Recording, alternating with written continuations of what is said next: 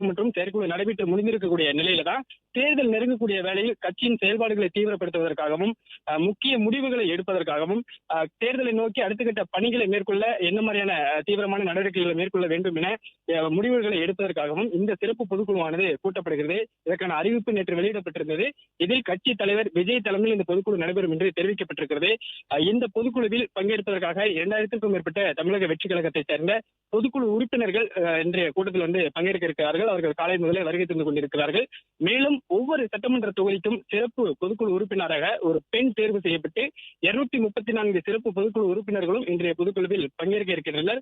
குறிப்பாக தமிழக வெற்றி கழக பிரச்சார கூட்ட நெரிசலில் 41 பேர் உயிரிழந்த சம்பவத்திற்கு பிறகு கட்சி சார்பில் 1 மாத காலத்திற்கு மேலாக எந்தவித நிகழ்ச்சிகளும் நடத்தப்படாமல் இருந்தது. குறிப்பாக கட்சியின் தலைவர் விஜயும் கட்சி சார்பில் எந்தவித நிகழ்ச்சியிலும் பங்கேற்காமல் இருந்து வந்த நிலையில்தான் இன்று முதல் முறையாக 1 மாதத்திற்கு பிறகு கட்சி சார்பில் நடைபெறக்கூடிய நிகழ்ச்சி ஒன்றில், அதாவது கட்சியின் சிறப்பு பொதுக்குழுவில் விஜய் பங்கேற்க இருக்கிறார். பங்கேற்று இந்த